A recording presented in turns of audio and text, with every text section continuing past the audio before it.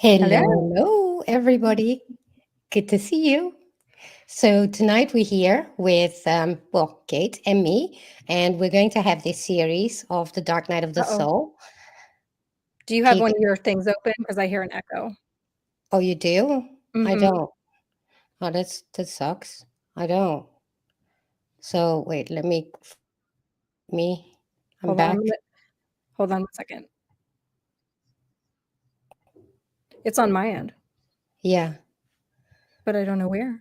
Because I don't know. Oh, I do have a thing open. Sorry. Okay. Anyway, good to see you all. Great start. Good to see you, Sanaya.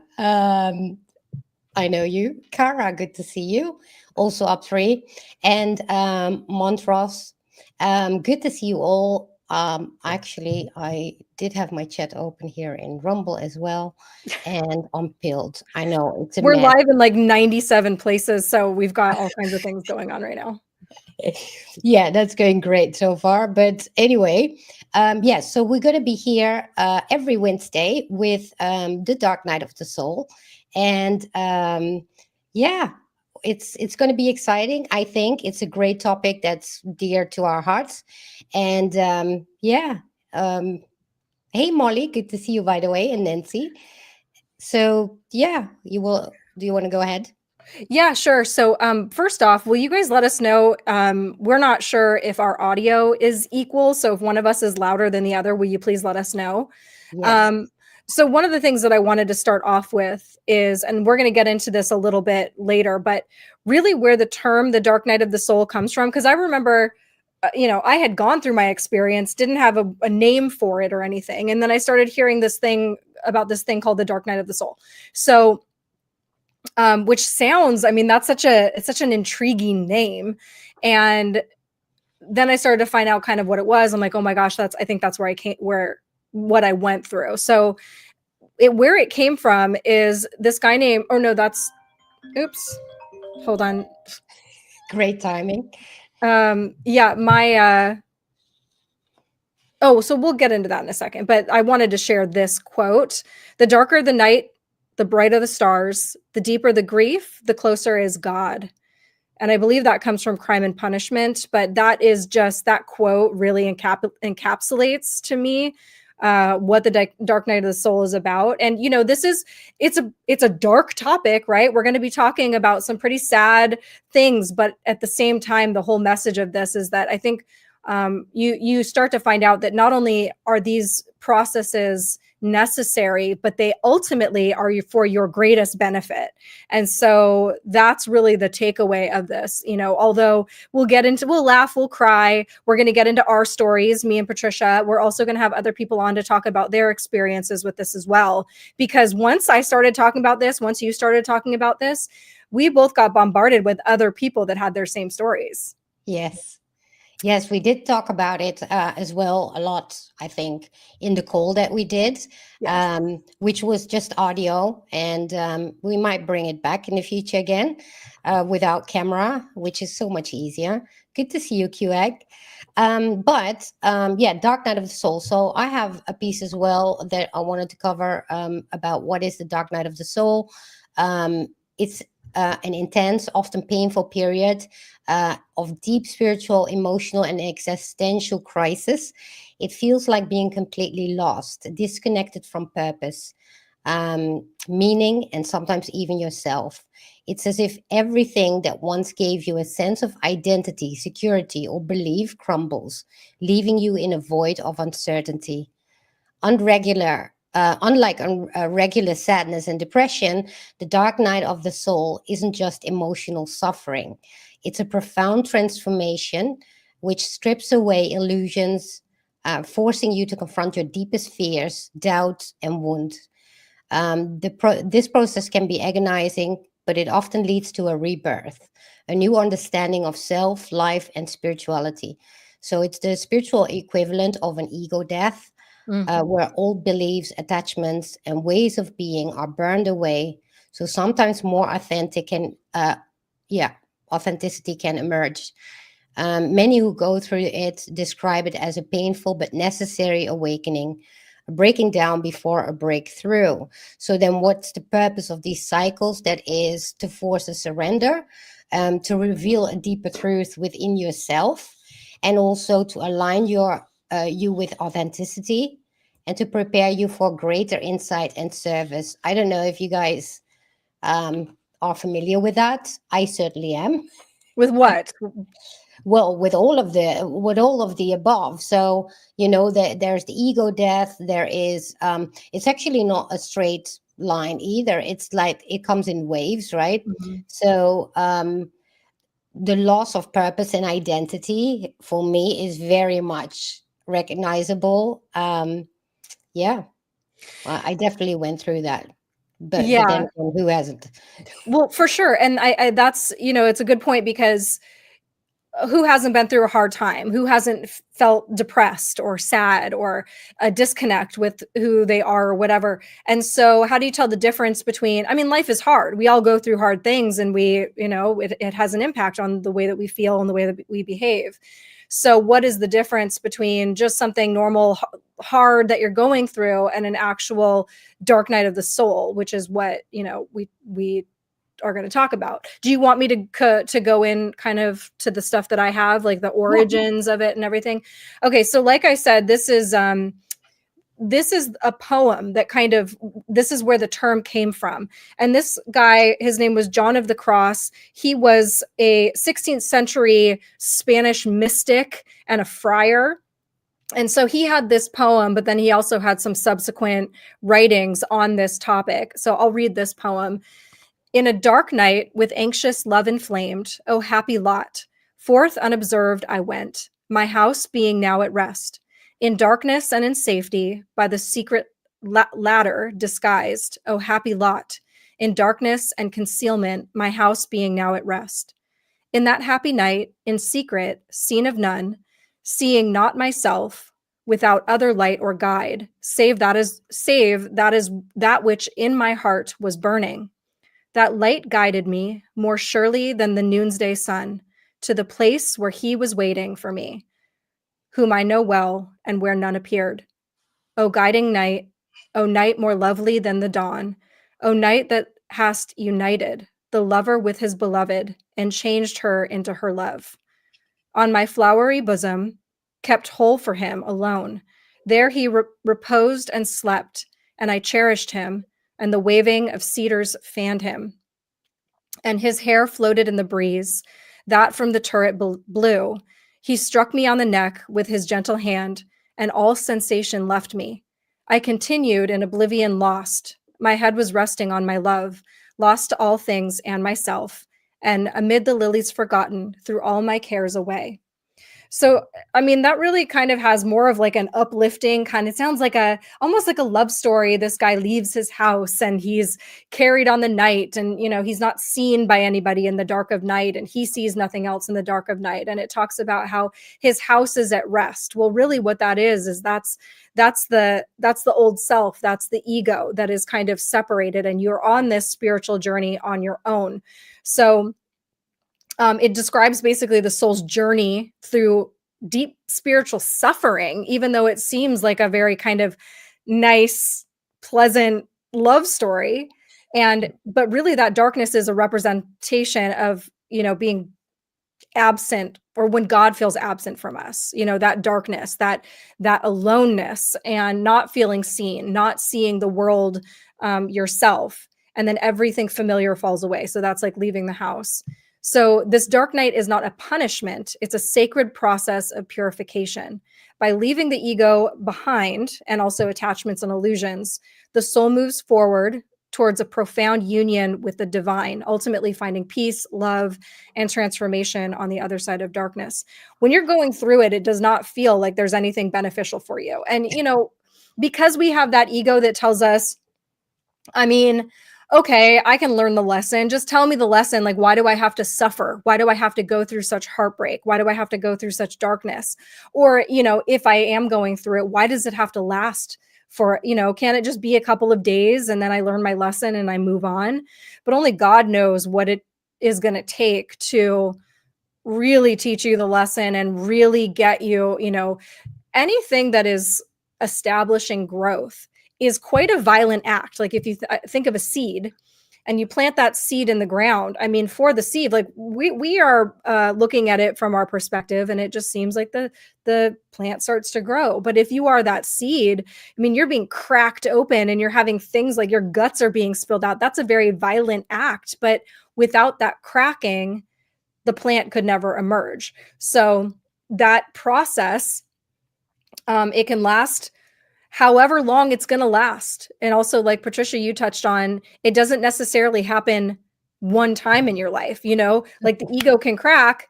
You can, move to a more enlightened, closer to God kind of place. And then guess what? The rug gets pulled out from under you again, and you go through it again. Right. Yeah, that's definitely, gosh, I've been through it like for the past 20 years. Well, I guess before as well, but I think we are now more aware of it because it's so freaking brutal. Yeah. And I'm laughing now, but I didn't laugh at the time when it happened. Yeah, exactly. But that's so important, right? Because like, right. Yeah, it's it's exactly unarmed patriot. It takes a lot of time to realize that some sufferings were a gift. I mean, I tell you, I've been crawling over the floor, panic attacks, crying, thinking, what the heck am I still doing here? I don't understand it. And but it comes and goes in waves. Every time a little piece of your ego just snaps off and you're being reborn, and and you just go, and then you think, oh yeah, great, I'm through it. right. Only to get again. It's actually, we should have put that clip in from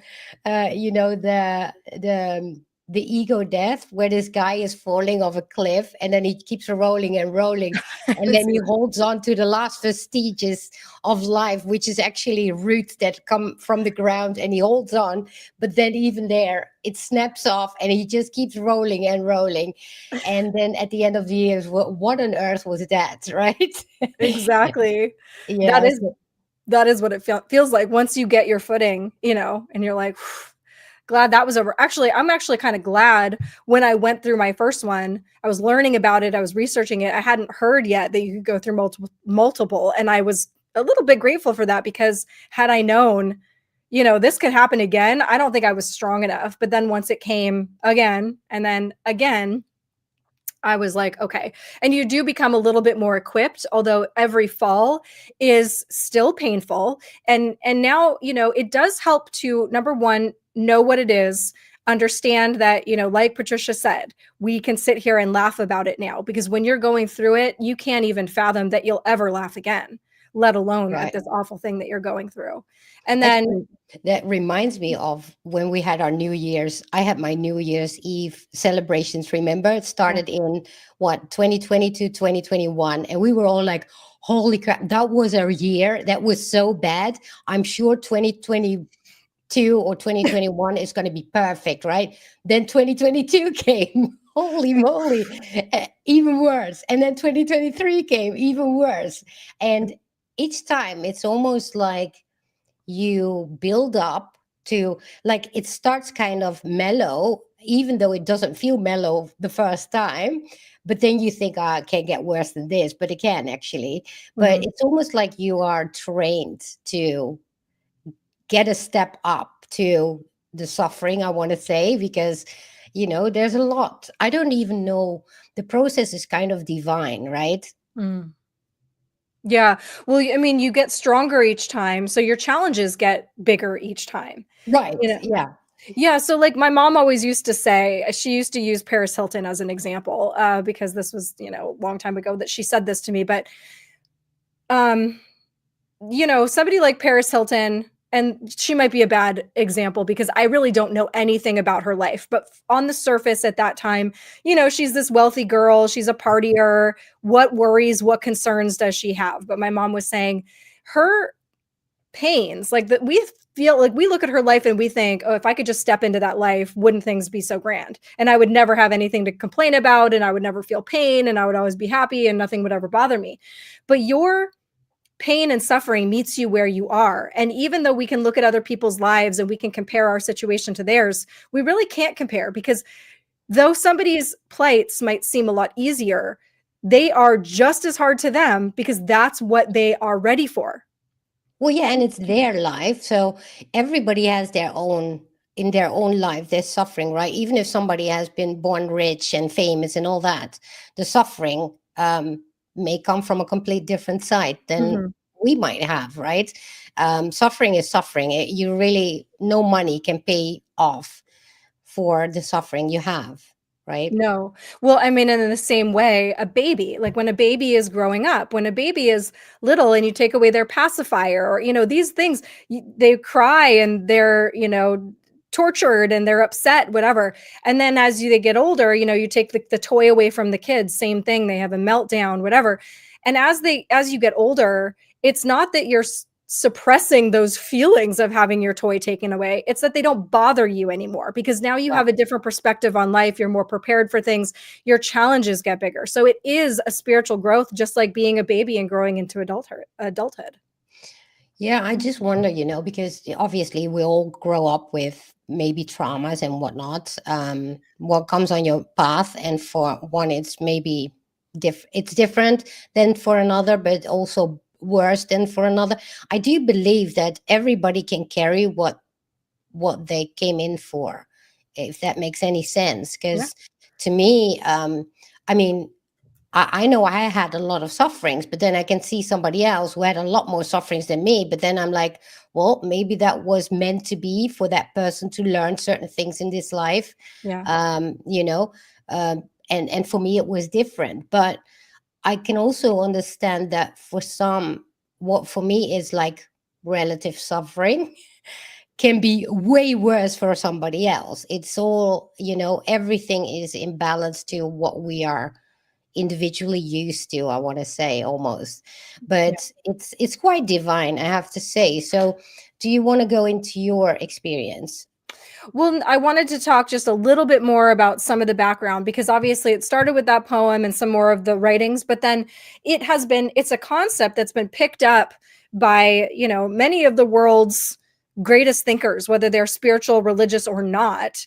And Carl Jung, which I mean, a lot of people know that I love him. And, I've done shows on him before.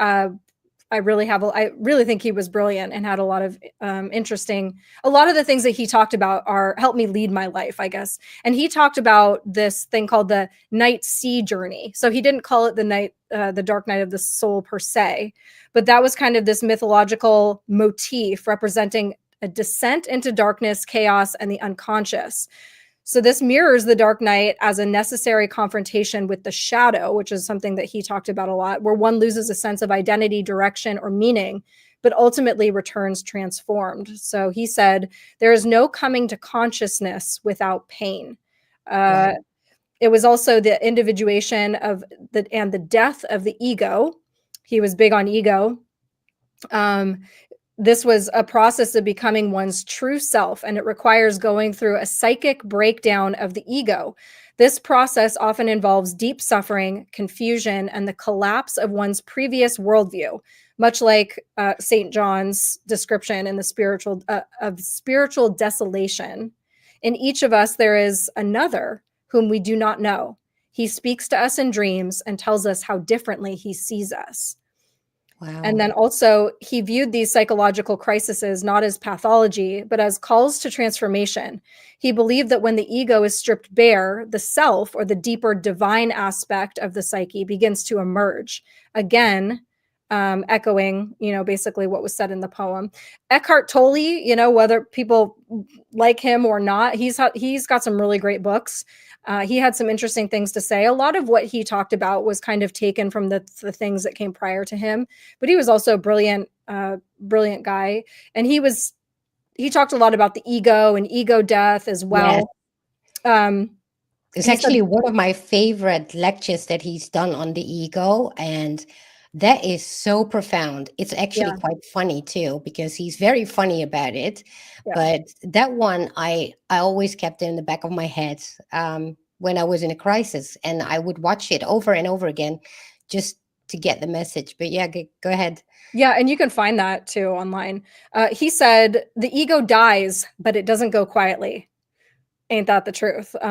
So he views the dark night as the ego's resistance to its own dissolution. I mean, it's trying to preserve itself. And this is self-preservation. And it's like, no, no, you can't go on without me. And that's part of the pain and the suffering. You know, the everything in the subconscious is registered as either pain or pleasure. And it has to do with what is familiar versus what is unfamiliar.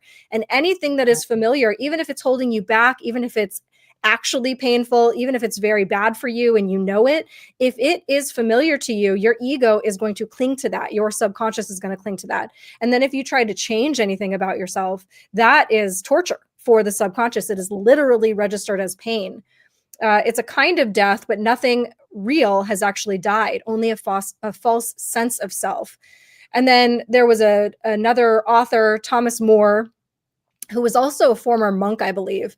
And he would argue actually that the modern culture pathologizes sadness and confusion, trying to fix or escape them, when in fact, they may be invitations to depth. He said the soul presents itself in the darkness, in depression, in loss, in yearning. That's where the soul lives. So unlike Tolle, who frames the dark night of the soul as a spiritual awakening, basically like transcending the ego, More emphasized that the soul over the spirit. So basically the soul and the spirit are two different things. The spirit is what seeks light, transcendence and clarity. And then the soul is the part of you that embraces shadow, ambiguity, emotion, and earthly reality. So you have these two sides of yourself. Again, going back to Carl Jung and the shadow side, which is, something that you not shove down. That's actually how the shadow side gets created, but to embrace it, to work with the shadow side. Right. So anyway, so rather than seeking immediate healing or breakthrough, More encourages us to befriend the darkness, to linger with melancholy, confusion, or loss. These are where the soul grows roots. Sometimes the soul needs time in darkness to find its way back to light. And that kind of goes into the whole duality thing. If there was no such thing as darkness, there would be no such thing as light. If there was no such thing as suffering, we wouldn't even have the word happiness, because that we would never know. And there would also be no growth. Right. Yeah, I definitely agree with everything that you said. And I do actually love Eckhart Tolle a lot. I don't even know why people wouldn't like it, to be honest. But because, he has so many wise lectures surrounding this. Mm-hmm. Yeah, he's a good one. But it's interesting to me because it's a concept that crosses the boundaries between different spiritualities, different religions, and they all kind of share it in common, because I think it's something that so many people experience and go through. You kind of can't deny that there's something there. And then especially once you're on the other end of it and you have that perspective of actually what it was for. Because like I said, when you're going through it, you're just like, I'm being punished. God hates me. I'm forgotten. Yeah. All the things. Well, actually, Inquisitive Quiston, who says in the chat, hi, Patricia Kate, long time no see. AA's phrase, ego is edging God out. And I love that, because I've been in rehab. Addicts, as addicts or addictions, in general, they definitely pull you back to a giant rebirth. That is, if you go for it, right? If not, then you're still stuck with it. But once you go through that whole phase of getting rid of an addiction, then you definitely go through a dark night of the soul. I would And imagine, it's brutal, but it's also a choice, and there you need to be way firmer with, well, I guess you have to be firm with everything. It's just that with addiction, at least you have a clear, you kind of clearly know what's going on, in the sense that you know that you're using stuff or whatnot that is bad for you, and then you need to search for the root of it. Whereas with other crises that we have, with the dark night of the soul, usually they are very confusing, because you have no clue what's going on. You might be in a depression or feeling really stagnant. You don't know what's going on until you figure it out, and it's a really difficult puzzle, to be honest. Or actually, that was here as well. What can trigger a dark night of the soul is, broken relationships, or jobs that end, or, during COVID, how many people lost their jobs and they had to invent something for themselves again new. But I think, everything was in divine timing and was meant to be that way in order for you to evolve again in your life. Yeah, because your identity is wrapped up in those relationships and your job sometimes, if your whole life is being in this relationship and, I'm a this career, whatever, then when you lose those things, it can start to fracture that ego that you kind of cling to. If we think of ego as kind of a protective shell around us, and it can, it can expand, but it's got to crack first. And Right, so it's not a pleasant thing to go through. Um, I guess I right. can kind of like start getting into my story if you want. We were kind of saying maybe I would tell my story this episode. Patricia will tell her experience next episode. And then we're going to start bringing on guests so that, other people Right. can talk about theirs as well. I think a lot of people at this point know my awakening experience as far as it was very rapid. I went from being completely just asleep and plugged into the matrix and operating. I was a mom and whatever, but I wasn't living for any purpose. I had no connection really to anything other than my son. And then I was just kind of like living day to day and whatever. And so when I went down a couple rabbit holes, and this was in early 2018, one of them was, can we say on YouTube, pizza, whatever? Or is Yeah. that still an issue? We can say Pizzagate? Okay. Once upon a time, we didn't. We used to have to say we had to come up with different phrases. Yeah. So I went down that rabbit hole and it broke me. It broke me because of what I was able to find, what I was able to see, what I saw through in that moment. And I remember being like, I really thinking to myself, I don't know how I'm going to function in the world again with what I know. I can't chit chat with people. There's no having small talk. There's no I can't go back to the life that I had because nothing else matters other than this. And for those of you that don't know, I'm sure everybody does, but it has to do with children and the horrific things that happen to children in our world. Yeah. Really, that's what it comes down to the most, is that these things do happen, whether or not you believe in that theory or whatever. We know for a fact that these things happen. Hang on just one second. Yeah, okay, thanks. So that, and I knew that, but it was just like it all became very real to me. And I remember having these nightmares afterward about my son, because my son was 2 at the time, and I started having these nightmares, and I'm not even going to say what they were because they'll sound really stupid. But on the surface of it, it was like I couldn't get to him. I couldn't protect him. And Mm. they were the most haunting, realistic dreams. And I kind of realized later that it wasn't so much about even protecting my son. I've always been a helicopter mother. I've always been, right there. I mean, even still to this day, my son is 10 years old. And I'm like, he's not out of my sight. But luckily, he still likes that. He likes to show me off and stuff like that. He's still just a little cookie. I understand it won't be like that forever. But I am Yeah. super duper protective of him. So, and I was even before this. But I think those dreams actually came from, sorry, I think they came from me realizing, like, the feeling of I can't protect other kids, about all the Yeah. kids I can't protect. I don't have any control over this happening in the world.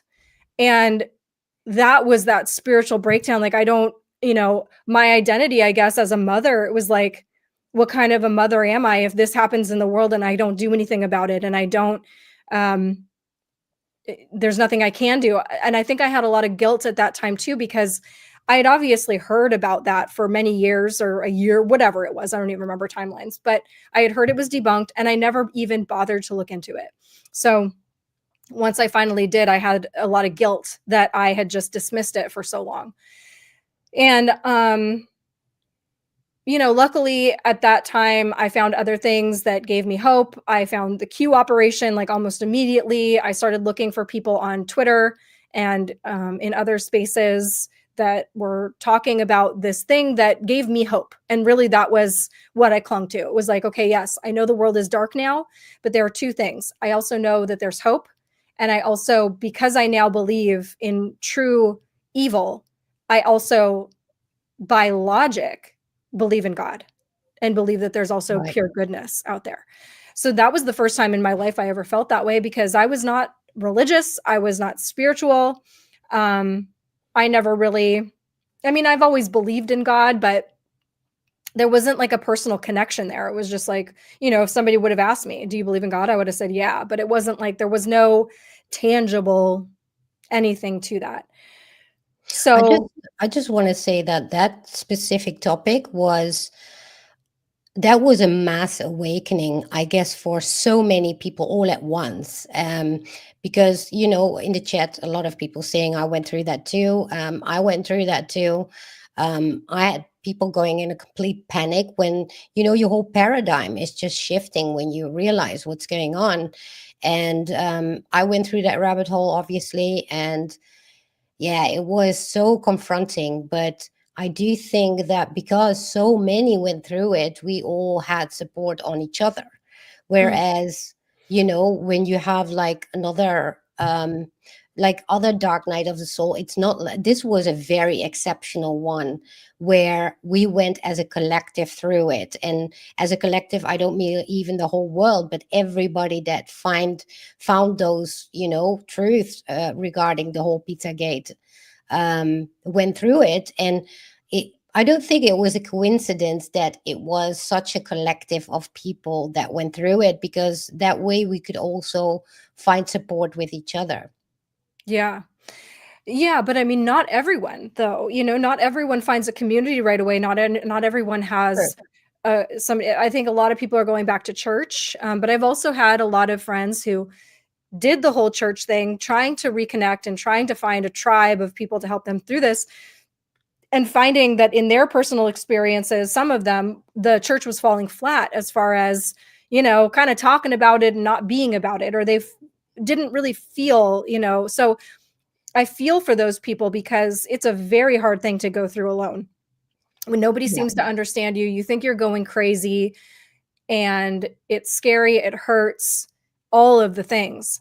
For me, one of the interesting things that happened to me, uh, there were several iterations of this, right? And so the first one was pretty rapid because, like I said, I found that hope very quickly. And it was like I was just being propelled from the back. It was like I was being pushed from the back, and all these things were lining up for me. And I started to connect with people, and I started to talk about my experience. And it was just like, wow, glad that's over. And I really felt called to be doing what I was doing. I felt right. I felt like I found my mission. And that was a really wonderful time. And then things started to kind of get weird. I went through something in my personal life where, when you go through this, and even when times are good, this stuff makes you very vulnerable because you want so badly to find your people. And at the time, I had somebody in my life who I thought was my best friend, and they knew all of these things. And we were able to talk about all that spiritual stuff, and they got me, and they didn't think I was crazy, and, whatever. And then something just wild ended up happening with that relationship. And everything spiraled from there, because it wasn't even just like a normal, like, okay, we're not friends anymore.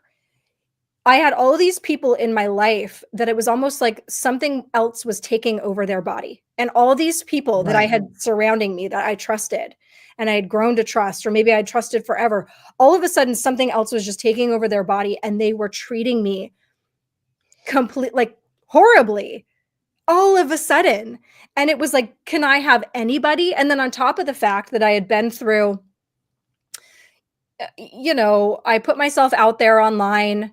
I got a lot of flack. I got a lot of, harsh words and even threats from people because I was openly supporting Trump, or because I was openly talking about conspiracy theories or spirituality or whatever it was. Like, even in the spirituality world, I got a lot of crap from people who had different religious beliefs, even though I've never said like, okay, I've got the answers or this is what it is. I've never tried to sway anybody else's beliefs, but it was like everywhere I went, I kind of didn't fit in anywhere because everyone always just had their opinions.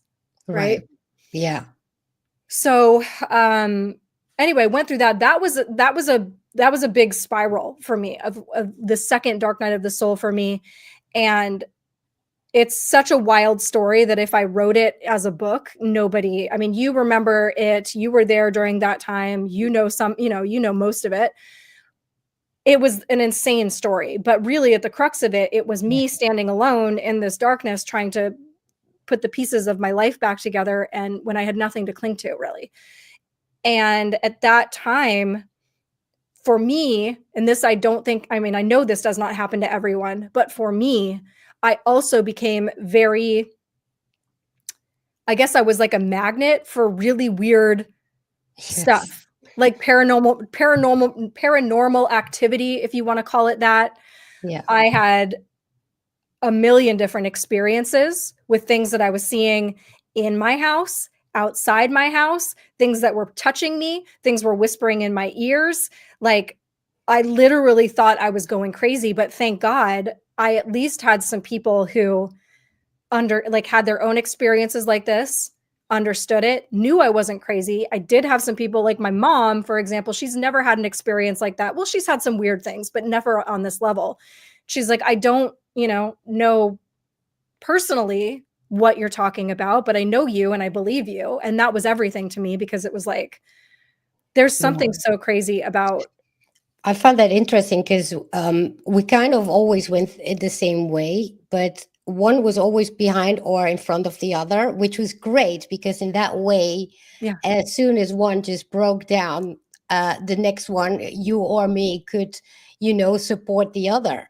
I remember me just sobbing and crying in the phone with you, but other way around as well. But it was always it was never simultaneously, but it was kind of, when one was down, the other one could, be there for support. And that was a nice synchronistic thing that happened, I remember, because, when you went through that one, I was there as well. And you had your breakdowns, obviously, only for me to have a breakdown down next, and but it's interesting over the years how we've been like parallel to each other, going like, like that. Yes.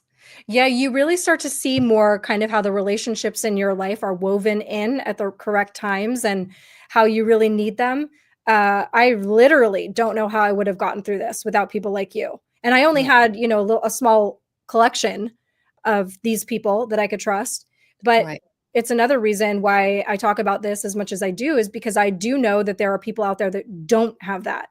And so to even just hear somebody talk about it and say like, okay, I'm not alone in this, can be everything. Yeah, we tend to also isolate ourselves when we are in a crisis like that.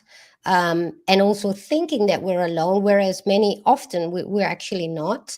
But, I guess that it's a loneliness from within that actually pulls you to, thinking that we're alone in it. And, but really, if you go look around, you find always people that are there to support you and to catch you when you fall, right? I mean, there were moments that I went through it completely alone, thinking, I can't do this anymore, only for the next moment having somebody catching me when I was falling, and right on time, I have to say. And I believe the same happened with you, right? Because I do think there's a portion of this where we do have to go through it by ourselves for some reason. But yeah. You know that you've one of the things that becomes very clear, I think, is that you realize how alone you actually are in the world. Like, even if you have support, even if you have friends, even if you have family members who love you, and you still really realize like, okay, it's nice. They can say things, they can help me in some ways, but I really am alone here. And it really is up to me to get through this and survive it. Yeah, So you're still with your own thoughts and you still go to bed alone. You're not constantly online, but the moments that you are with yourself, you are going through it like brutally, um, to say the least.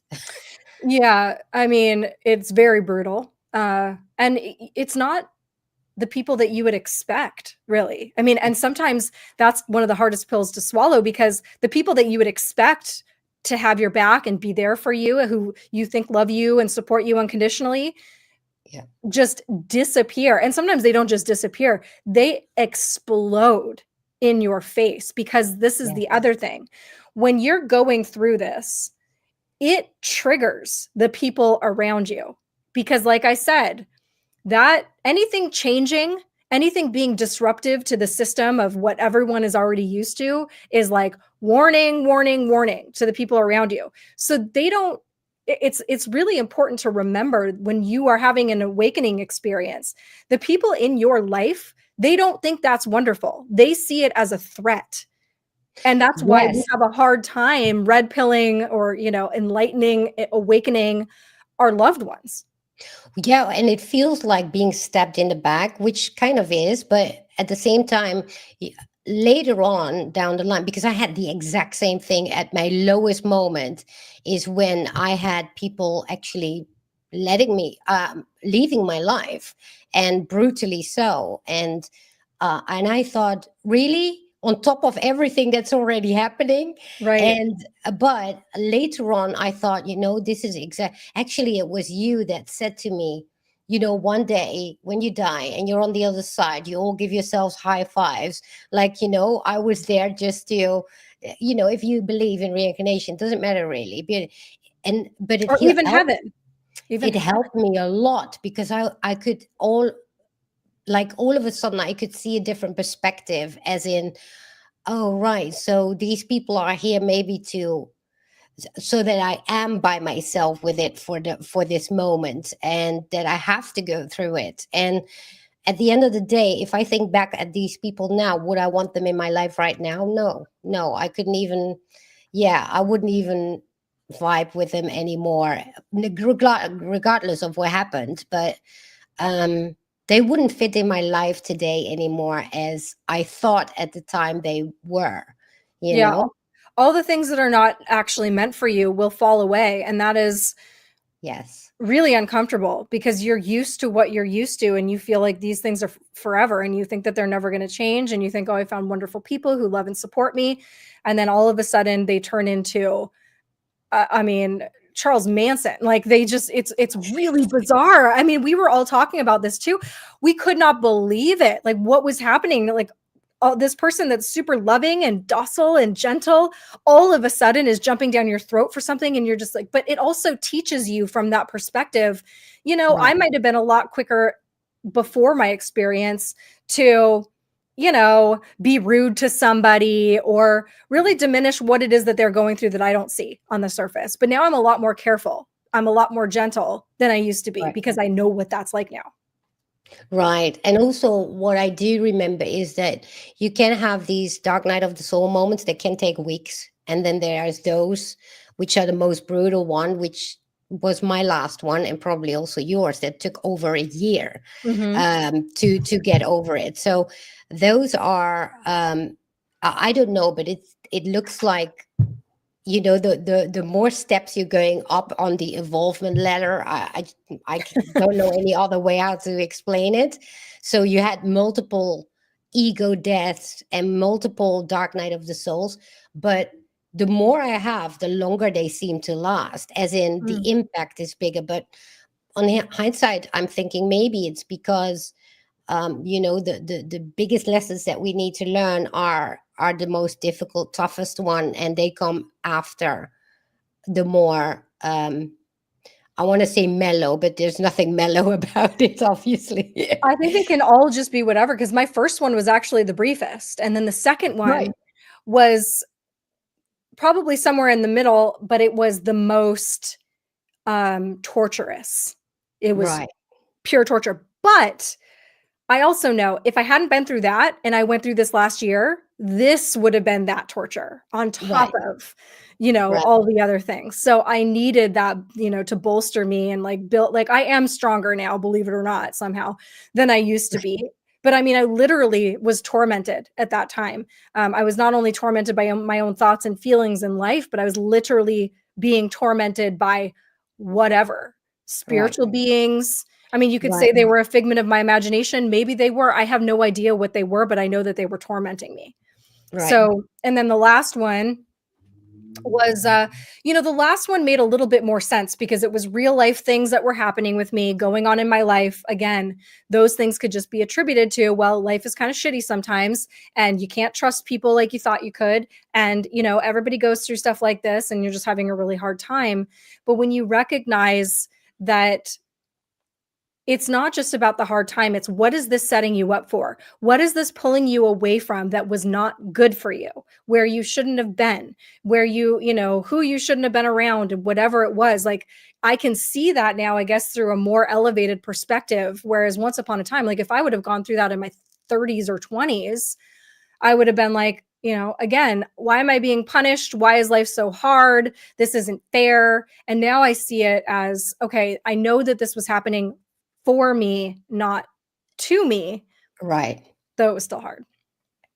Yeah, that's the thing, because I've been struggling with that big time. Is that because I was really in that victim mode mentality, but it was so brutal that I really felt like it was, I don't know, done to me is a bit big word, because it wasn't necessarily people that would do something to me, but the circumstances, the situation that would, hit me. And but at the same time, I felt like powerless. And but this is where eventually, which took a long time, I'm quite stubborn. It's actually, I realized it's all about surrender. It's like surrender to what is and surrender to the change. I have such a big problem with change in my life, change overall. And Yeah. yeah, those were the most brutal ones for me. And I know some people actually have a much easier job in changing, being more flexible, and others less. I'm on that last part, but it's yeah, it, you feel sorry for yourself. Yeah, you really do. You really do. I mean, It does sound man, ridiculous after the fact, but when you're in the middle of it, you really feel freaking sorry for yourself. absolutely. I mean, that's why you've been such a good friend to me because, like, you and I can just, like, you get it. You get me on that level. I almost like picture in our heads, like, literally throwing pity parties for ourselves with like party hats and stuff like that. That's something that you and I would do because we like so understand that. But Yeah. I think it's also, I think you and I both agree, I would say, that we believe that it's not that we almost there's an element of this where we choose it. We come Right. here to learn these lessons. We signed up for this. We're not just blindsided, although it feels like that here because Yeah. we don't have any remembrance. We don't have a direct like line to God to be like, okay, God, like what's coming next? What do I do? Like, how do I maneuver this? So we really do feel alone out here on an island. But it's also important to realize, I think, not everybody has signed up for the same amount of growth. So you might look at another person's life and think, oh, they have it so easy. Isn't it? Aren't they so lucky? You know, they hardly go through anything hard. But really, at the end of the day, when we're talking about this, you know, idea of taking a bow at the end of this play and, you know, even the villains are clapped for and all of that, whose story is better and who had more growth, who had more of an enriched, like, you know, I think we come here and it's intentionally hard because we're Right. trying to forge ourselves and we're trying to leave this planet with more growth, better perspective, a little bit stronger, a little bit more weathered and strong, whatever. So if you don't go through anything hard in this life, okay, yeah, you might live a nice cushy life, but it's basically just a vacation. And um, you know, I Yeah. feel like it is a lot more satisfying when you work really hard and get on the other side of something. Yeah, absolutely. So then, now the last year, like the past year, it's been brutal for you, obviously. So how do you what do you felt about, because obviously I remember having you on the phone where you just broke down over and over and over again, which I completely understood because I've been there as well. And there were moments that you literally didn't even want to be here anymore, where I've been as well. And so I definitely understood that. I understood that feeling so profoundly. Um, and it was so hard to watch as well. Um, you know, to then you see somebody suffering like that where you went through as well, and you want to pull them out but you can't because you're in the middle of it, and you feel so helpless, right? In a sense, you can be an ear but you cannot, you don't want to do anything to just pull this person out. And I really get emotional about it when I think about those months. And it was months and months on end where, yeah, you yeah, you definitely got out on the other side now. But it's been it's been tough, and it was tough for me on your behalf, right? Yeah, Yeah. Yeah, you really learn, yeah, nobody can do it for you. Like you and Leyland and my mom and my sister, you guys all would have done it for me if you could have. You would have yeah, literally like puppeteered my body and like lived life. You all rallied, but like at the end of the day, it is a very helpless feeling because you really can't do anything for that person going through that. I mean, you not anything. There was a lot that you guys did for me, but that feeling of I mean, that's not a feeling that I'd ever felt before in my life, because no, even through like my teenage years when people are mostly like sullen and uh, you have a lot of hormones coursing through your body and everything seems bleak, and you also have a very limited concept of time and how things can change. Everything seems permanent when you're young. I never yeah. went through that. I was dark and I was weird and I had my emotions, but I never went through that really dark time that some people have. So to be going through that in my 40s, and not only that, but to be going through it as a mom, because that added an element of it that was, sorry, hold on. It added an element of it that was, I felt so guilty, because if Right, it was just me, I would have been like, I give up. I, yeah, what's the point? Whatever. I think God will give me another chance. And even if he doesn't, this ain't worth it. So, but it was my son. Like, I literally didn't have a choice. So, I mean, I know that these things sound scary. well, yeah, But but at the same time it also, I mean, it's maybe it's a good thing he was there, even though you felt guilty and everything like that. But if he wasn't there, what would have happened? That's what I'm more concerned about, because I was alone. I don't have children, and I almost went that route, right? Mhm.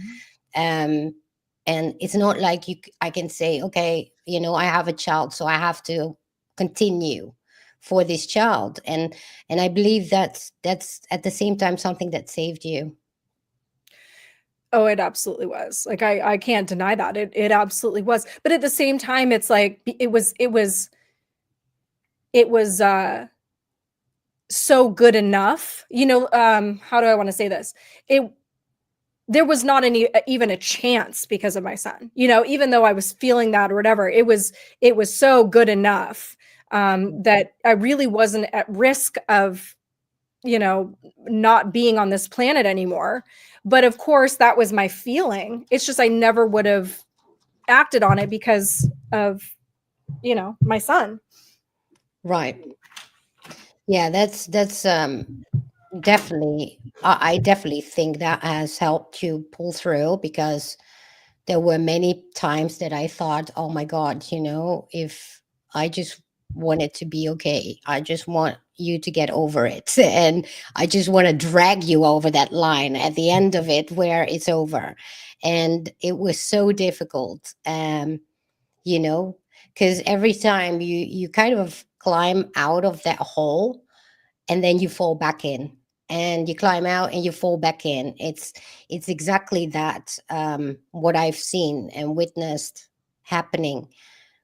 It's a it's not just I mean, it's physically on your body. You wake up and you feel it before you even remember your life. You're coming out of a dream, and even if it's a pretty neutral dream, this even before your eyes open, you feel the weight of it. And then you think to yourself, "Oh yeah, this is what my life is." And I couldn't believe it. I kept expecting to wake up like, this is literally a nightmare. I'm going to wake up. Surely this is not happening. And again, it was one of those things where it was like the initial impact, and then it was just thing after thing after thing, and people, pulling away, and not even just like being turned against me. People have got turned against me that I never thought in a million. I'm like, I know they're smarter than that. They're like, people not only got turned against me, they lost all humanity towards me. And I was like, how is that even possible? I can't even imagine treating somebody like that. And so again, it was like all the rugs getting pulled, and you can't even catch your breath because it's still ongoing. And every day you wake up and you think, okay, what else is going to happen? And you can't trust. I mean, even I had calls with you where I was saying to you, like, I'm afraid you're going to do that to me. I'm like, I can't even trust that you're here, because you're going to do it to me too. If this person can do it to me, you could do it to me. Right. And there's nothing you could say, like you and Leyland, like there was nothing you could say. Of course you're like, we would never, but you can't believe that, when you're in it. Right. Yeah, because you're incredibly vulnerable. It's like you're being stripped bare, right, from everything, and you're just so fragile and so vulnerable at that moment, and then comes insecurity, and you start doubting everything about yourself, because that's the existential crisis that you're going through. That is a real dark night of the soul, and I definitely know that feeling as well, in a different context possibly, but I definitely know the trust, is a really hard one, and to climb out of it as well, right, and to get it back and slowly, because now if you look at it now, if you look back like from a year ago, right, what do you feel has changed for you? Well, it was a really slow process, and but at the same time, like I had my mom reminding me, like, it literally, you can't feel this way forever. It's not sustainable. Your body will kick in. Things will pass. There will come a time where you don't have that feeling, that pit in your stomach. And, those moments will start happening few and far between, but they'll start happening more and more often. And then one day you will be okay. And one of the things that I've noticed is just that feeling of being okay that kind of sputtered in every once in a while felt like pure euphoria. Being in my kitchen, and just for a second, I forgot my problems and I just felt normal. And it was like almost like being on drugs. I was like, oh my God, yes, this is so good, for just a second. And I was grateful for it, because I knew at that time that it was a sign of things to come, that it wasn't just a one-off. I didn't just get a one moment reprieve. It was like, okay, this is possible. It is actually physically possible for my body to feel normal again. And then that was for me where trust let me down, because those moments that you're talking about where you have a little bit of breath, I would be like, I know what's coming next, what's coming around the corner. It must be, because it's been going on for more than a year, for more than 2 years. It's been going on and on and on. So this moment of breath, just be cautious about it, because it's going to happen again. So I would be like that, right? Yes. I mean, I totally get that. And I was such a negative Nancy through this process too, just because I was like, I'm fed up. I don't, all the positive things, all that everyone was telling me about how much stronger that I was getting. And I was like, fuck all of that. I don't want to be stronger. Well, you don't see it at that moment either, right? No. I mean, I certainly didn't feel strong. I still don't feel strong, but there is no denying that, you pluck me out of my own life 5 years ago, and none of the stuff that bothered me then I mean, I would laugh about it now because I am Right. stronger. Again, it's that the difference between the baby that gets its binky taken away and an 8-year-old that's like, I don't care, that you took my toy. You have more patience. So, when the longer you go through it and the more times you go through it, the more perspective you have and the more of things to come. I definitely had those dark feelings of, okay, well, I mostly do it with my mom because, when she's trying to get me to look on the bright side, it forces me to push back on her and tell her, no, it's so much worse than you could even fathom, Right. and really everyone can fathom it because pretty much everyone has been through it. I'm sure that there are very few people. Well, I don't know. I do look around and I see some people and I think, oh, you sweet soul, you are not necessarily here for Mhm. this. There are some people that I think will never go through this in their lifetime. You think? Yeah, possibly. Indeed. And I look at people and then I think, yeah, they so cannot relate to what I'm going through. And that's where the loneliness comes in, right? Because when you're deep down in that dark hole, and you see people that just having a normal life or a little crisis here and there, but that's where the loneliness comes in, that you feel you're totally alone with it. And I guess this is where the luck came in, that we had each other in a sense, although you were not around when I was in Mexico and having my giant crisis, but afterwards when I had my dips again, when you were in the middle of it as well, we kind of could relate to each other at least. But yeah, what I do notice is, how you said in the beginning, like, yeah, the first one was kind of short and fine. And I remember those where all of a sudden I could remember, hey, 3 weeks ago I was in a total crisis and now I'm out of it. Like you just climbed out of it. But this last one, this long one, it feels like you crawl out of it so slowly that right. you can't see the moment that you actually like on the verge of being out of it, right? Until you do. And I mean, it's been months ago that I look back and I think, oh wow, I came along, I came really far. And but it went so agonizingly slow that Yeah. I still have to pinch myself. Am I not still in there? And certainly I am for a part, but and you too, but it's not even nearly as it was like a year ago. I mean, I think of when I first met you and my concept of you and like how we interacted, whatever. You have changed so much in all beautiful ways. Every single, I mean, like, Really? yes, I don't even see that. you don't. Oh my God. No. Just this, I mean, you were so, I mean, you're going to talk about your experience next episode, so I don't want to go too much in it, but like so many milestones that you have broken through, just absolutely. True. Yeah. I mean, literally, it's inspirational. But just your spirit, your soul, who you are as a person, and how you conduct yourself, your energy, the way you speak about things. I mean, we both, I think, were a lot more surface level at that time. Um, I mean, I kind of laugh about the two of us and how our friendship started and who those two girls were back then. It's kind of Yeah. hysterical. Well, we used to laugh about stuff like, oh my gosh, the political, the world stage, etc. Ooh, Right. terrible year and this and that. But now we had to go through our own shit, right? Right. So that's a whole different level. It was like, this is not cute anymore. I want off this ride. But I mean, look at us now. We're obviously still working on things and nobody's ever done with the process. Like you'll die at some point.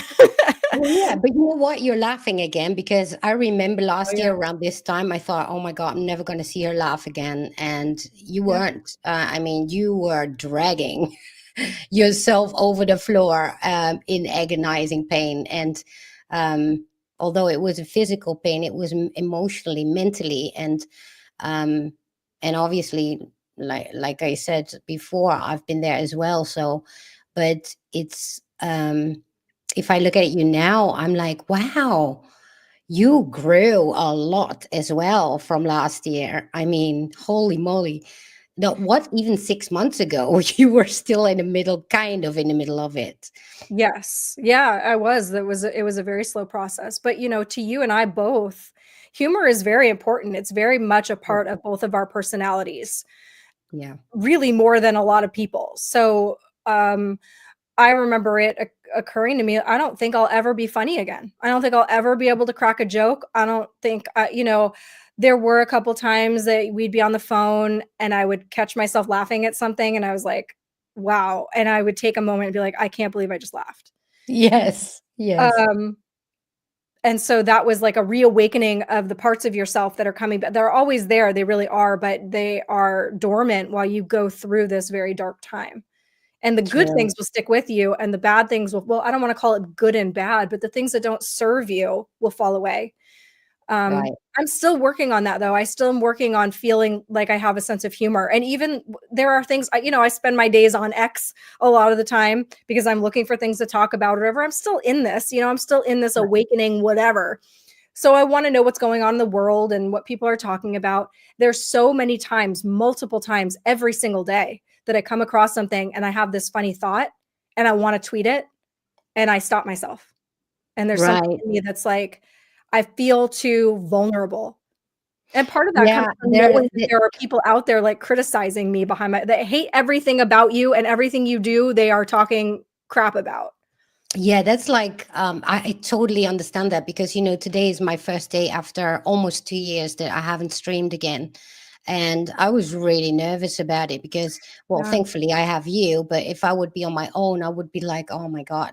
But um I never thought I would come back at all. And but you too. I remember you saying I don't want to come back. But and just like you say, when you want to say something funny, you think three times before you do it. Whereas before you would just throw it out and it would be fun and no care in the world. But it's interesting how much of an impact such it's kind of a trauma, that whole dark night of the soul as well, because it has such an impact on how you express yourself afterwards. So now that you have to think three times before, and what's the reason really that you don't do it? Because, well, you're afraid of being judged. You're afraid of, well, you know, am I still come across as funny or whatnot? But because it's, you're going to think it through instead of that it comes from you spontaneously, right? Yeah. Well, I mean, there was a part of my sense of humor that was very like kind of cutting. And, I always like to say how I love to troll, the elite on Twitter. That's my origin story. And I had so much fun doing that. But yeah, after I went through all of this, it softens you. And it made me like, I used to be kind of a brat in my sense of humor. And this is not that new. I mean, it's been years now. I'm a lot more careful. I don't call people names.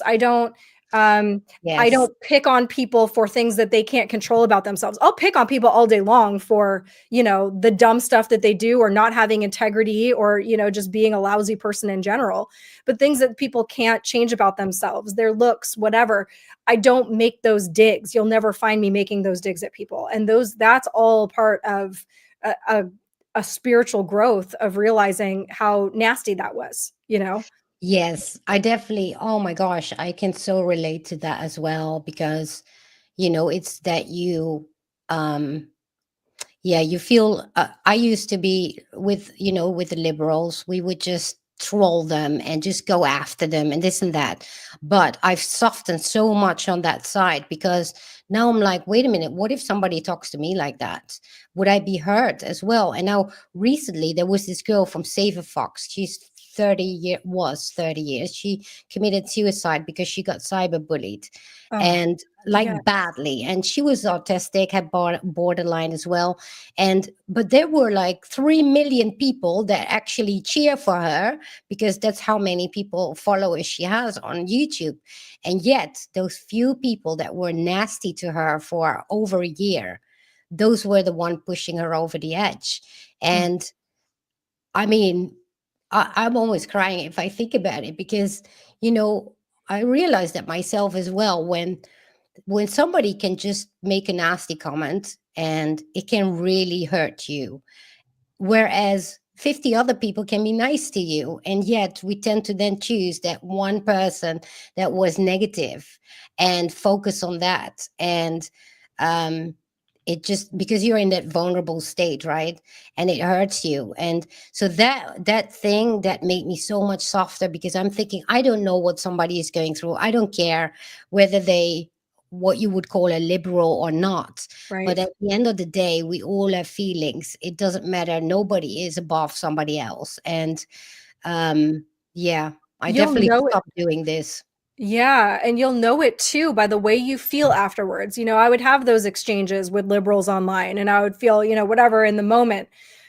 And then you're done, and you feel hollowed out, and you feel there's this darkness that you feel afterwards once you start getting in tune with it. I think the higher you vibrate, which again I think is part of, it's kind of a byproduct of going through the dark night of the soul afterwards, like you're kind of humming a little bit in a different frequency. Anything that is not of that frequency now is very, very apparent to you. Like it's kind of like I didn't eat McDonald's for 10 years. And then all of a sudden I had McDonald's one day because I had family in town and that was just what we were eating. And I didn't want to be rude. I literally felt like I took a depressant. I felt like I felt mentally, physically, and spiritually ill. And I was like, I used to eat McDonald's all the time and I never Right. was able to differentiate. But because I haven't had it for so long, there was definitely an obvious change in the way that I felt.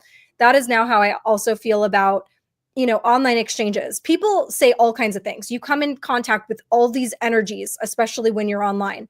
And there are those moments when I'm like, like my feathers get ruffled and I want to see something. I'm like, oh God, I got the perfect thing to say. But I've learned to pump the brakes, and I will always be like, take a breath. Okay, Yeah. I understand where you're coming from, but can you, blah, blah, blah. And I feel so much better as long as I never let myself get to that point that really none of us should ever get from. And not only that, it's so much more well received. You Right. will actually find that people be like, oh, actually, that's an interesting thing. If you're being combative with somebody, if Right. you're calling them names, if you're being snarky, if you're being condescending, you will never reach another person's heart or mind. Right. Yes, I definitely was in a lot of anger as well. And I would just take it out on everybody online. But at the same time, now when I think about it, and I'm like, well, you know what? I could be on the receiving end of that. How would I feel about it? Right. And now sometimes I still fall off in that trap, but then I actually delete my comment because, like you said, you find yourself at the end feeling Yes. hollow. And I'm like, yeah, that doesn't feel good at all. I'm going to delete this comment. Right. And I do, but that's my way of practicing to get better with myself and with others. By the way, hi, Angel. Good to see you, Angela. I'm glad that you're here. I was just noticing a couple different comments in different chats. One was Divine Rod 555 says this show topic is appreciated, that divine timing feel. And then Lion Dog 17 on Pilled was saying, I'm hearing this at the perfect time.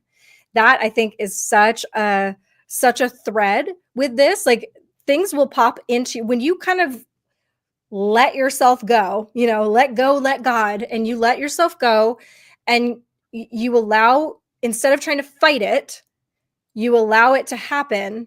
Everything will pop up in the perfect time. You will find the right people. You will find the right messages. I was getting recommendation for books, like at the exact right time, all that stuff.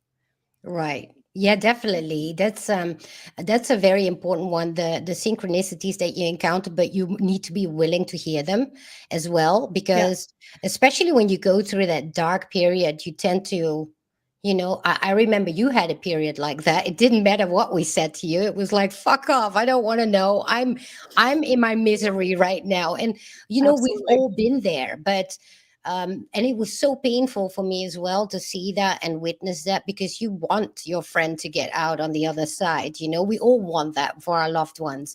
And yeah, I wonder how you're feeling now when you look back. I obviously asked you that question before, but yeah, if you look upon it now, as in where you stand compared to last year. Yeah. Yeah.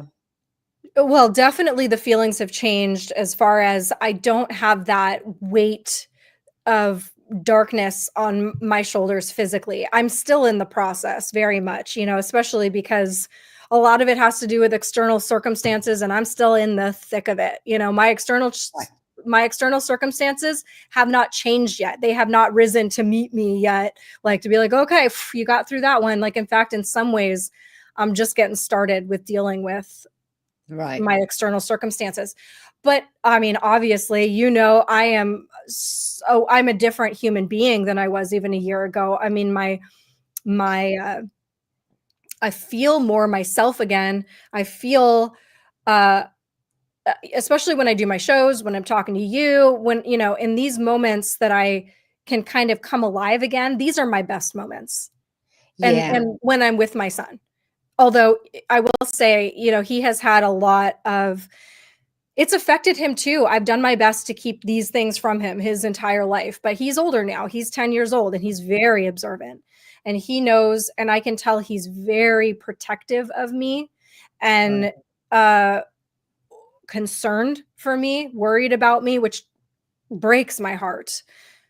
And I really try to do my best to be like, it's okay. It's going to be okay. But I also want to teach him, because I was talking to my mom about this and telling her that I feel guilty about it. And she's like, no, it's okay for him to see you go through this, because when you get out the other end, the lesson is you can go through hard times and there's always a light at the end of the tunnel and you will get through this. If he was just like padded in a room his whole life and never saw suffering, it's like Siddhartha, the Buddha. Right. He didn't see suffering. So the first time he saw suffering and death, he was like, it was just mind exploding for him, because he was like, I didn't even know this existed.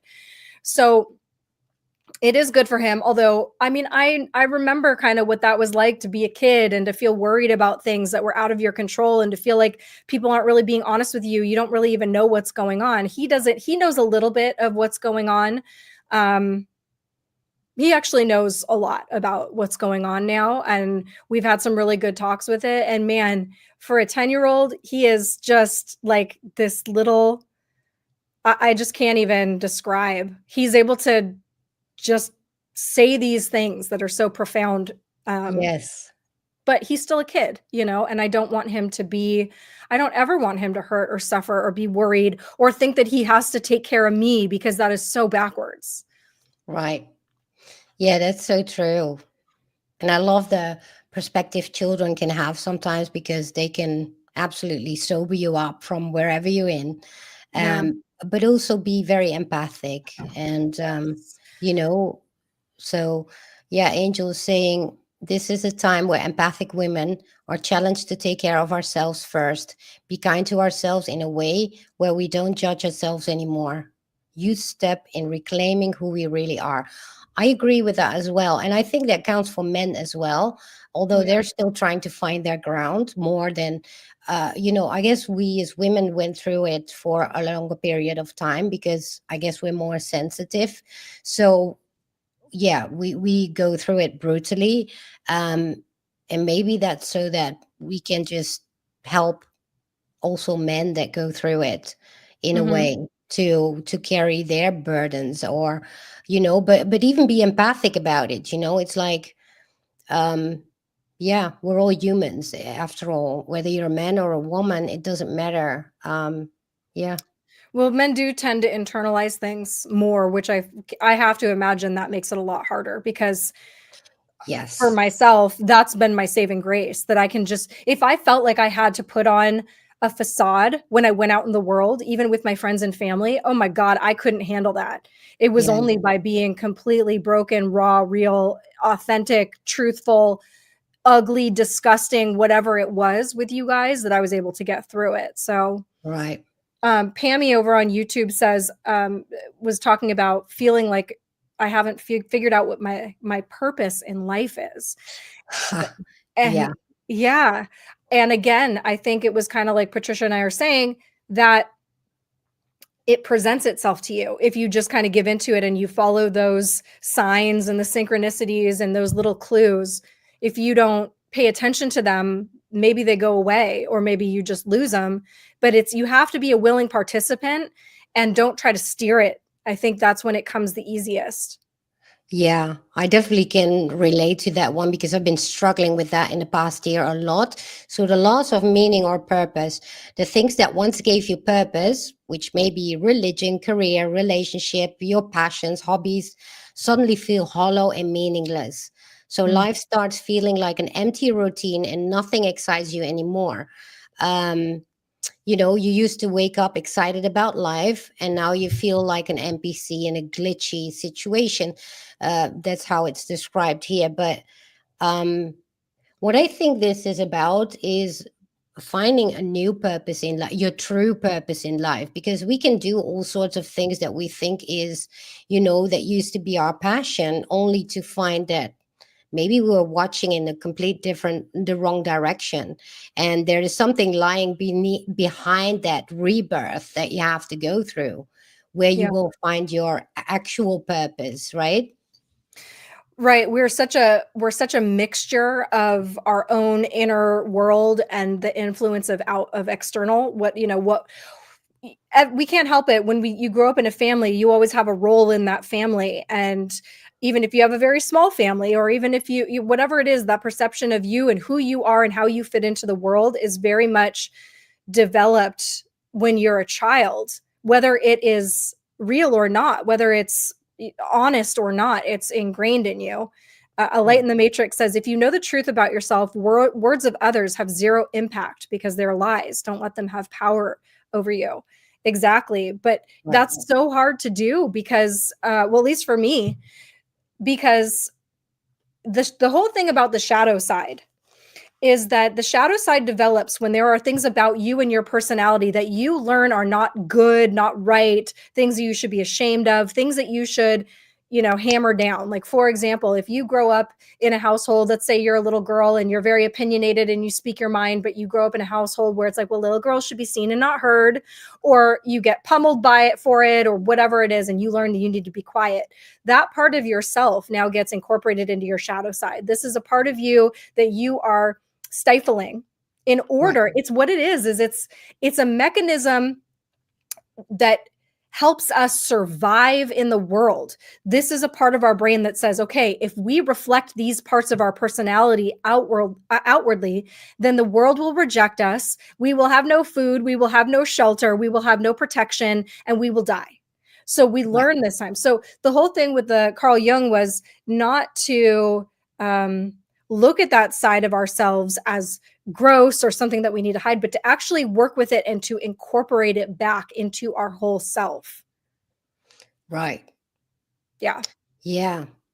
So, yeah, Angel says in the YouTube, key in overcoming the dark night of the soul is to just be and do who you are. Remember that, Keystone. Yeah, it's all about remembering who you are. But then, if you have an existential crisis, you literally don't even know who you are anymore. And Mhm. I guess we all need to go through that period of time in order to learn. And some actually, like Angel, she's a quick learner because she just, the way that she does it is freaking amazing. And she's like, yeah, okay, I'm struggling with that, let's just feel it, right? And I would just run for my feelings as hard as I could. And yeah, she taught me a lot too, and I'm definitely very grateful for her.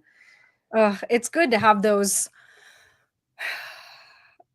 Yeah. different perspectives that come into your life. It's kind of like the Wizard of Oz. You meet these different characters and they have these different Yeah. aspects about them. And one's going to teach you how to have a brain and one's going to teach you how to have a heart. So you Right. will meet those. It's a quest. I always Right. think about that stupid gift that you always send me.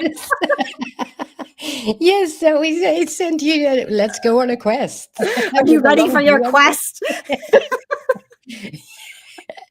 Yeah. Oh, I hate Yes, it, but I love it. angel meant, do who you are. Like, if you're sad, be sad. If you're angry, be angry. Don't fight with yourself. That's it. I'm so good at fighting myself Yeah. constantly. But was also based on fear, anxiety. Because well, we're gonna go into that next week. In the meantime, I actually found that clip that I was talking about, the meme clip. I don't know if I can play that right now. Yeah. How are you going to do? Can you upload it or are we going to I share your did. screen? I did. Hang on. Here it is. Okay, let's go.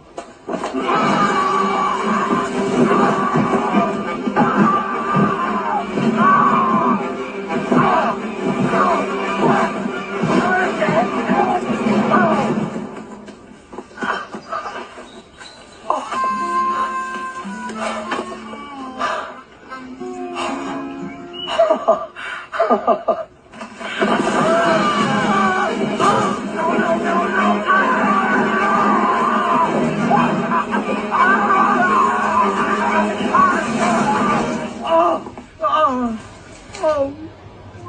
thank you, little roots. Please stay strong.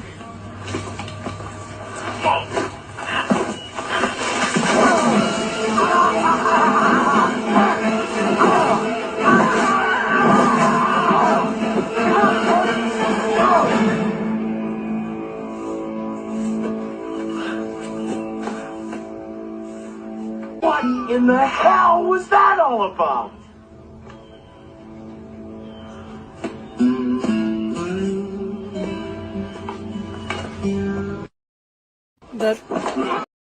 Yeah. It do be like that, don't it? Yes, I found that at the time that I was also in that deep hole, and I was like cracking up because I definitely knew what he was feeling. Oh my gosh. Okay, hold on one second. Let me open this and hopefully it does that. I'm 8-bit gamer. I just opened the link. I'm just trying to make it not have.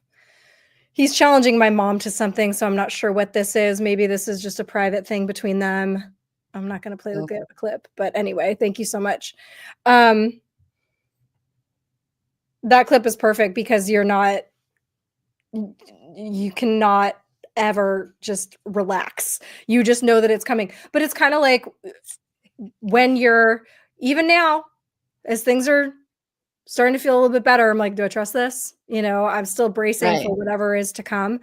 But there is a part of me that now just feels really ready for whatever it is. And that is why it is so important. Just like the example of not talking smack to people on Twitter is a very, very small example of what it means in life to make sure that you are operating in full integrity all the time. You're going to mess up, but the less you mess up and the more that you're honest and you are kind and you are patient and all of those different virtues, as much as you can live in those, you are setting yourself up because as soon as here's another thing. I think that before you have these experiences, you tend to get away with more, let's say. Right. Seemingly in life, you know, you could you could be a total asshole and you seem to get away with it and you're like, okay, whatever. When you start leveling up, let's say, I do think you get away with less, but that's a good thing. You don't want to get away with stuff because you want to be forced to clean it up. Well, that's it. It's incredibly humbling, right? This experience. You know, it's I definitely have had that I thought twice before. Yeah, I was so impulsive and I would react. I'm very reactive, right? And I cut that off so much, like by 80%. I still have some of that in me, obviously, naturally, but I will get rid of it because eventually it is always I do believe it's some type of a karma as well. The more you do it, the more it comes back to you. Right. Yeah. And that clip, it should have been our intro. I know. That's perfect. That's a good point. What are you growling at, sir? Can I help you? Oh, is that Archie? Yeah, he's on my bed. And that little furry ball. He's like, he has this one mat on his ear. So like the fur. Oh, hold on. Let me just go see really fast what he's growling for. He's so cute. I see you, Joel. Good to see you there in my chat. Here. What do you need? What do you want? I don't even think you know. What is it? Yes, Angel, that would be a great intro. I wish I had just the video, but I don't. I got it from Instagram, and yeah, it had me in tears laughing when I saw it. I'm like, there's no better way to describe the Dark Night of the Soul like that clip, right? Yes. Oh God, I love it. I think, let's see. I think we can kind of wrap it up here. Next week, we're going to be going through your experience in more detail. And it's a really good one. I hope you guys will tune in for that. And then we're going to start having people on. So if you also have an experience, you want to reach out to one of us and perhaps come on the show and talk to us about it. We already have some friends lined up that are going to be coming on the shows that have really incredible experiences without as well. And the Right. more stories we get, I think the more kind of obviously different stories, but the more I think the picture gets painted that so much of this is the same when people go through it. Right. Yeah. Also, men, please, but don't shy away from coming on to tell your story. You know, I know there's also a lot of grief related stuff. There is a lot of oh my God, it's endless, right? So I do believe it will help anybody that watches the show as well if you tell your story, because you know I used to think I would be afraid to actually talk about anything regarding, because I thought I was the only one, right, going through it. Now I know that's not the case, and I'm not backing down anymore on my own story, because I think it can help a lot of people, and just like with your story, it can help people, right? Yeah. And that's the most important thing. Yeah. That's why we Absolutely. made this show, right? Yeah, definitely this was like a no-brainer for you and I to do this show together. Right. Will you guys do me a favor, please, wherever you are watching? I know we're streaming to a million places right now. Will you just like and subscribe, follow, whatever it is? And that really helps us out. You know, we're just getting started with this, and we'll be back every single Wednesday at the same exact time, noon Pacific, 3 p.m. Eastern, whatever time Patricia is in on her star in the nebula in her time zone. Yeah. And maybe you want to talk about your CBD and stuff, because I have all the links in my videos as well. Oh, thanks. Well, CBD and MOR is the product that really helped me through everything. When I went through my experience, I finally got off my antidepressants, which was massive for me. And I had been on Lexapro. I was very depressed. And so I had heard about CBD as a product to help you with the brain zaps. And so I started taking it. Again, the things that come into your life when they are supposed to. I literally went to a conference with my sister and I met Joel, who owns this company. He had a booth at the conference and I talked to him, and for what he gave me some to try out. And I had been living with chronic back pain at that time from a car accident that I had been in years and years ago. And as I was talking to him, he was like, "So how's your back pain?" And I was like, "Oh my God, it's gone." So then I was just sold on it. I bought a bottle of it. I started taking it. The brain zaps went away, and then I just continued taking it. And Yeah, it's you done helped really. me with it at the time when I got off my antidepressants and I had the brain saps. I was at that last bit where I had to let go, and you said CBD, and I actually Yes. bought, obviously not that brand, but I had Right. another one. But holy moly, it really worked for me. Right. So, I mean, and this isn't just CBD. It's made with moringa oil. The process of it, I mean, he's basically Nikola Tesla when he's creating this product. You should see the setup, and every single detail is quality and really thought about, and it's just wonderful. So anyway, go to cbdandmor.com. For CBD, they also sell just the pure moringa, which is wonderful for your skin and all kinds of things. And then also Tulip Blooms, there's a link below. Our friend Patrick, he's got a million, or not a million, but he's got some really great products on that website that they make themselves in-house, and he's a stickler for ingredients just like I am. He's really big on getting rid of the toxicity in the products that we use, especially body lotion, which is going all over the place and getting in your bloodstream. So go check that out. Use promo code Kate, and the links are below. And I Also can in my actually, channels. okay, thank you so much. I can actually play an outro song, but I'm going to remove our YouTubes really fast. Yeah, you have to kill the YouTube stream. So let me say goodbye to everybody. Thanks for coming. That was really great. And my first stream in 2 years. So hit the like, and if you do, subscribe. All And right. I'm also on Rumble and Pilled. So yeah.